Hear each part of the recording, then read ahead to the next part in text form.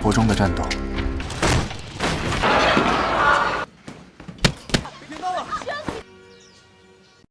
Welcome dear रॉकर्ड, स्वागत है आपका स्वीट कॉम्बैट सीरीज में।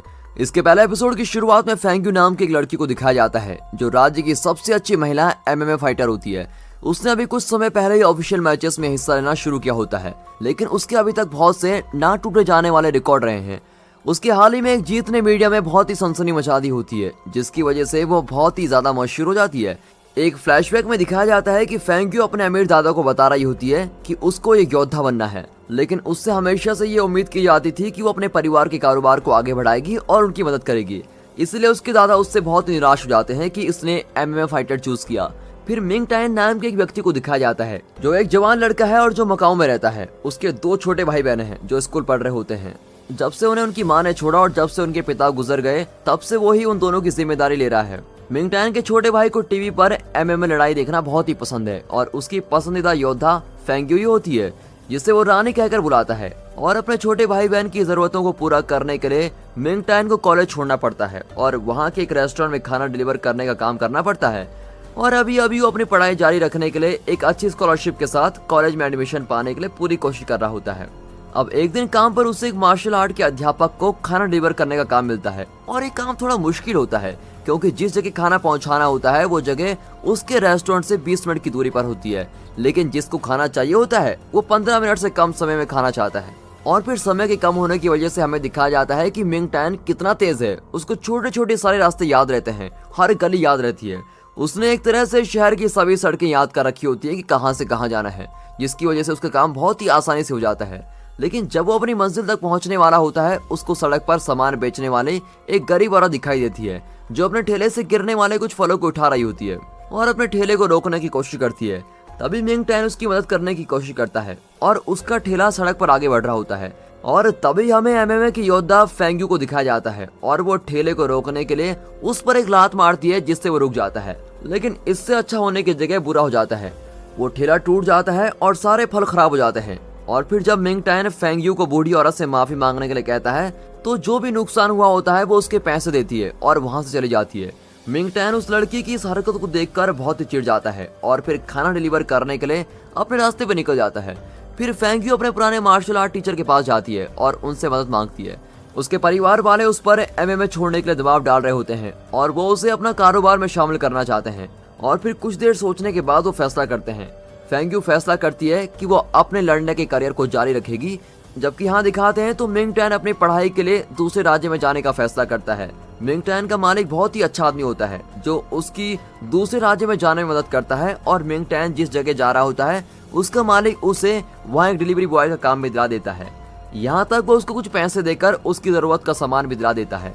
अब अगले सीन में मिंग टायन और उसके भाई बहन एक नए घर में रहने जाते हैं। हालांकि उनके पड़ोसी अच्छे नहीं होते और घर के अंदर की चीजें काफी घरेलू होती हैं, इसलिए उसके छोटे भाई बहन उस जगह को बहुत ही पसंद करते हैं, जिसकी वजह से मिंग टायन बहुत ही खुश हो जाता है। और फिर घर को संभालने से पहले वो अपने और अपने गुरु की एक फोटो दराज पर रखता है, जिसे देखकर पता चलता है कि वो पहले बॉक्सिंग सीखता था, लेकिन अपने गुरु की मौत के बाद उसने वो सब कुछ छोड़ दिया। इसके बाद मिंग टायन अपने भाई बहन को स्कूल छोड़ने के बाद अपनी नई जॉब पर जाता है और फिर आखिर में पहली बार अपने नए कॉलेज में जाता है। वो ज़ेंगजी सबसे अच्छा स्पोर्ट्स कॉलेज होता है। इस साल से पहले वो पूरा कॉलेज लड़कियों का था, लेकिन अब मिंग टायन सबसे पहले वो लड़का है जो उस कॉलेज में जा रहा है। हालांकि जब वो अंदर जाता है तो उसको पता चलता है कि कॉलेज में सैकड़ों लड़कियां हैं और उनके बीच में वो अकेला लड़का है। वो हैरान होता है और सोचता है कि उसने कॉलेज का नाम गलत तो नहीं पढ़ा, क्योंकि वहाँ एक भी लड़का नजर नहीं आ रहा है। सभी लड़कियों को वो इकलौता अच्छा लग रहा होता है और वो बहुत ही सुंदर भी होता है, जिसकी वजह से उसे और दिक्कत होती है। और अचानक से वो एक लड़के जैसे दिखने वाली लड़की से टकराता है जिसका नाम जाओमी होता है और उसे बॉक्सिंग और स्केटिंग करना बहुत ही पसंद होता है। मिंग टायन धोखा खा जाता है और उसे लड़का समझ लेता है और उससे तुरंत बात करना शुरू कर देता है कि वो कितना खुशकिस्मत है कि उसे अपने अलावा कोई और लड़का वहाँ पर मिला। लेकिन जाओमी उसकी बात को 2 मिनट में गलत कर देती है जब वो अपनी गुलाबी क्लिप निकालती है और अपने सर पर लगाती है। और फिर हैरान मिंग टायन उससे माफी मांगता है और वो घूरते हुए वहाँ से स्केटिंग करते निकल जाती है। तभी कॉलेज के प्रिंसिपल और एक टीचर जिनका नाम मिस्टर वैंग होता है वो परेशान होते हैं, क्योंकि अभी तक कॉलेज में 10 लड़कों ने एडमिशन लिया होता है। लेकिन कॉलेज में कुछ देर घूमने और वहाँ सिर्फ लड़कियों को देखने के बाद सभी ने वहाँ से किसी और कॉलेज में जाने का फैसला कर लिया है और अब सिर्फ मिंग टायन ही अकेला वहाँ पर रह गया होता है। कॉलेज के प्रिंसिपल मिस्टर वैंग को आदेश देते हैं कि वो चाहे कुछ भी करें, वो लड़का कॉलेज छोड़कर न जाए। उन्हें अपने कॉलेज को और आगे बढ़ाना होता है और उसके लिए कॉलेज में लड़कों का होना बहुत ही जरूरी होता है। अब बाहर लड़कियां मिंग टैन को देखकर पागल होना शुरू हो जाती हैं। वो उसका रास्ता रोकती हैं और उसकी मदद करने के लिए कहती हैं, जिसकी उसको कोई जरूरत नहीं होती। एक लड़की और जाओमी में सिर्फ इस चीज के पीछे बहस हो जाती है कि उनमें से कौन मिंग टैन को प्रिंसिपल के ऑफिस ले जाएगा, और उनकी बहस तभी खत्म होती है जब वो वहाँ थोड़ी चालाकी दिखाता है और वहाँ से भाग जाता है। वो कॉलेज में इधर उधर घूम रहा होता है, तभी उसके सामने फेंग्यू आ जाती है और वो अचानक उसे मकाओ की अजीब सी लड़की के रूप में पहचान लेता है। वो गलती से अपने बैग से उसका हाथ काट देती है और माफी मांगने की जगह उसके हाथ पर पट्टी बंधवाने के लिए उसको पैसे देती है। मिंग टैन उसके इस बर्ताव से बहुत गुस्सा होता है और वो उसे कहता है कि वो उससे माफी मांगे, लेकिन उस लड़की के लिए माफी से बढ़कर पैसे होते हैं। और वहाँ से जाने से पहले मिंग टैन उसको सनकी कहता है, जिसकी वजह से फेंग्यू को अपने बचपन की याद आ जाती है। अब एक फ्लैशबैक में हमको दिखाया जाता है कि फेंग्यू ने उस ठेले को लात एक छोटी लड़की को बचाने के लिए मारी थी, जो उसके सामने सड़क को पार कर रही थी। उसके इरादे नेक होते हैं, लेकिन इस वजह से सड़क पर सामान बेचने वाली बूढ़ी औरत को बहुत ही नुकसान होता है। अब क्लास में मिंग टैन कई लड़कियों के बीच बैठा होता है और ये साफ होता है कि इस चीज से उसको परेशानी होती है। भले ही वो ऐसी कोई हरकतें नहीं करता जिससे क्लास का ध्यान उसकी ओर जाए, पर फिर भी सारी लड़कियां उसको घूर रही होती हैं। इसी दौरान जाओमी और फेंग्यू कॉलेज की बॉक्सिंग क्लब में एक साथ ट्रेनिंग कर रहे होते हैं और इससे पता चलता है कि वो दोनों बहुत ही अच्छे दोस्त हैं जो बॉक्सिंग को बहुत ही पसंद करते हैं। जाओमी देखती है कि फेंग्यू थोड़ा परेशान लग रही है, इसलिए वो उससे पूछती है क्या हुआ है, और फेंग्यू बताती है कि नए लड़के की कई बातों की वजह से वो अपने व्यवहार के बारे में सोचने पर मजबूर हो गई है। अब अगले सीन में वो अपने घर पर होती है और मिंग टैन के बारे में सोच रही होती है। तभी एक बार फिर से फ्लैशबैक में दिखाते हैं कि जब वो छोटी थी उसके माता पिता ये नहीं मानते थे कि वो एक लड़की है और उन्हें हमेशा से ही लड़का चाहिए था। इसलिए जब वो पैदा हुई उन्होंने उसके साथ ऐसा बर्ताव किया जैसा कि वो एक लड़का है, और यहाँ तक कि उसे अपने बाल बढ़ाने और लड़कियों जैसे कपड़े पहनने भी नहीं दिए। और तब उसके भोले दिमाग ने ये बात नहीं समझी कि वो एक लड़की है, और जब उसके छोटे भाई ने जन्म लिया उसके बाद ही उसके माता पिता ने उसको लड़कियों जैसा रहने दिया। वो उस समय बहुत ही खुश हुई थी कि अब वो लड़कियों की तरह जी सकती है, इसीलिए वो उस लड़के के पास एक तोहफा लेकर गई थी जिसको वो पसंद करती थी। लेकिन उसके सभी दोस्तों ने आज तक ये सोचा था कि वो तो एक लड़का है, इसलिए वो उसको पागल बुलाने लग जाते हैं। और ये घटना उसको हमेशा बहुत ही परेशान करती रहती है, जिसकी वजह से उसे अभी भी ये पहचानने में दिक्कत होती है कि वो लड़का है या लड़की। इसी दौरान मिंग टैन के घर पर उसका छोटा भाई नींद से अपने बिस्तर में उठता है और हवा में मुक्का मारने लगता है। मिंग टैन उसकी इस बात पर हंसता है और तभी उसको याद आता है कि जिस लड़की के साथ उसकी बहस हुई थी उस लड़की को उसका छोटा भाई बहुत ही पसंद करता है। वो फिर सोचता है कि फेंग्यू की आंखें उसकी माँ की आंखों जैसी है, जिसकी वजह से उसको और भी गुस्सा आता है। अब उसी दिन कॉलेज में मिंग टैन को लगातार लड़कियां बहुत ही परेशान करती हैं, जिसकी वजह से उसका पढ़ाई पर ध्यान नहीं लगता। दूसरी ओर मिस्टर वैंग और प्रिंसिपल बहुत ही खुश होते हैं कि वो कॉलेज में रुकने के लिए मान गया है, लेकिन मिंग टैन दूसरे कॉलेज में जाने की सोच रहा होता है, चाहे वो थोड़ी कम स्कॉलरशिप ही क्यों ना दे।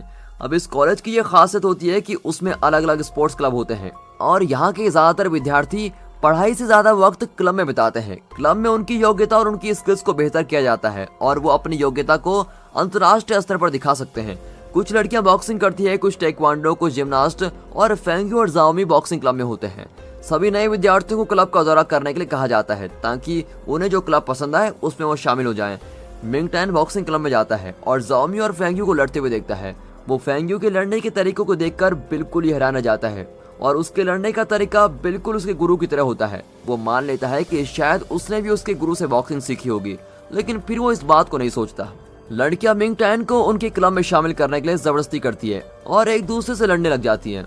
अब उनसे छुटकारा पाने के लिए मिंग टैन उस क्लब में शामिल नहीं होता जो उसको पसंद होता है और वो स्विमिंग क्लब में शामिल हो जाता है जिसमें बहुत ही कम लोग होते हैं। वो बड़े ही आत्मविश्वास के साथ पूल में जाता है और टीचर के आने का इंतजार करते हुए पूल में छलांग लगाने लगता है, लेकिन अजीब तरीके से पूल में बहुत सी मछलियां आ जाती हैं। एक औरत उसको बताती है कि इस क्लब में कम लोगों के होने की वजह से स्विमिंग क्लब को बंद कर दिया गया था और स्विमिंग पूल अब एक मछलियों के पूल में बदल गया है। और अब मिंग टैन थोड़ा निराश होता है और वो कॉलेज बदलने का फैसला करता है, चाहे उसे वहाँ ज्यादा पैसे क्यों ना देने पड़े। वो ये बात बताने के लिए मिस्टर वैंग के पास जाता है, जो उससे भीख मांगता है कि वो कॉलेज में रुक जाए प्लीज। यहाँ तक कि वो मिंग टैन की एक तस्वीर खींचते हैं ताकि जो वो लड़कियों के लिए हॉल के नीचे बाथरूम बना रहे हैं उसके आगे लगा सकें, लेकिन मिंग टैन इससे भी खुश नहीं होता। उसके बार बार प्रार्थना करने से मिस्टर वैंग उसे बताते हैं कि दूसरे कॉलेज में जाने का तरीका बहुत ही आसान है। उसे सिर्फ एक फॉर्म भरना है और कॉलेज के फिलिंग बॉक्स में डालना है। मिंग टैन वैसा ही करता है जैसे उसको बताया जाता है, लेकिन उसके सामने एक परेशानी आ जाती है। जब वो उस फॉर्म को डालने जा रहा होता है तो औरतों का एक झुंड जो कॉलेज से सबसे पहले पास हुआ होता है वो उसको रोकने के लिए उसके सामने आ जाती है और उन्हें कॉलेज के प्रिंसिपल ने भेजा होता है ताकि मिंग टैन फिलिंग बॉक्स तक न पहुंच पाए। वो औरतें उसको बहुत ही आसानी से हरा देती हैं और वापस उसको मिस्टर बैंक के पास भेज देती हैं। वो उसे दूसरे कॉलेज में जाने के लिए मना कर देते हैं और उसके सामने पहले से बेहतर प्रस्ताव रखते हैं। वो उससे वादा करते हैं कि वो उसके लोन के समय को 30 साल बढ़ा देंगे, जिस पर उसको कोई भी अलग पैसे नहीं देने होंगे और मिंग टैन फ्री में पढ़ाई कर सकेगा अगर वो उनकी बात मानता है तो। और उसकी अभी की हालतों की वजह से वो इस अवसर को ठुकराना नहीं चाहता, लेकिन अभी भी कॉलेज में हजारों लड़कियों के बीच वो इकलौता लड़का होता है और फिर आखिरकार वो उनकी बात मान जाता है। अब बाद में मिंग टैन बाथरूम में कपड़े बदलने जाता है, लेकिन उसे पता चलता है कि वो गलती से लड़कियों के बाथरूम में चला गया है और तभी उसके सामने बिना कपड़ों के फेंग्यू आ जाती है जो उसको लात मारकर जमीन पर गिरा देती है। अब इसके बाद जाओमी, फेंग्यू और टेक्वांडो क्लास के उनके दुश्मन आइसक्रीम की दुकान पर होते हैं और बड़ी बहस कर रहे होते हैं कि स्ट्रॉबेरी स्वाद का आखिरी स्कूप कौन लेगा। अब इसी दौरान दिखाते हैं तो मिंग टैन खाना देने जा रहा होता है जब उसको देखता है कि कुछ लड़के एक छोटे बच्चे को सड़क पर परेशान कर रहे होते हैं। वो लड़के की वहाँ से भागने में मदद करता है, लेकिन बदले में वो लड़के उसको पकड़ लेते हैं। वो उसको एक खुले मैदान में लेके जाते हैं और उसको धमकाने लगते हैं। तभी वहाँ वो लड़की आ जाती है। पहले तो वो इस समस्या को बातों से सुलझाने की कोशिश करती हैं, लेकिन जब वो हाथापाई पर उतर आते हैं तो लड़ाई शुरू हो जाती है और एक लंबी और मनोरंजक लड़ाई के बाद लड़कियां और मिंग टैन उनको वहां से भगा देते हैं। मिंग टैन उनका बहुत ही एहसानमंद होता है और इस हादसे के बाद वो सब बड़े अच्छे दोस्त बन जाते हैं। उन लड़कियों की वजह से कॉलेज की जिंदगी उसके लिए अब इतनी बुरी नहीं रहती। भले ही इस रास्ते में उसको समस्याओं का सामना करना पड़े, वो अपना सफर ना खत्म करने का फैसला करता है और ज़ैंगजी कॉलेज में ही रुकने का फैसला करता है। और दोस्तों, इसी के साथ ये पहला एपिसोड यहाँ पर खत्म होता है। दोस्तों, अगर आप इसके आगे के एपिसोड्स को देखना चाहते हैं तो प्लीज कमेंट्स करके बताइए कि आपको इसके आगे के एपिसोड्स देख रहे हैं, और अगर आप ज्यादा लोग कमेंट्स करेंगे तो हम इसके अगले चैनल को लाइक करें, सब्सक्राइब करें। धन्यवाद।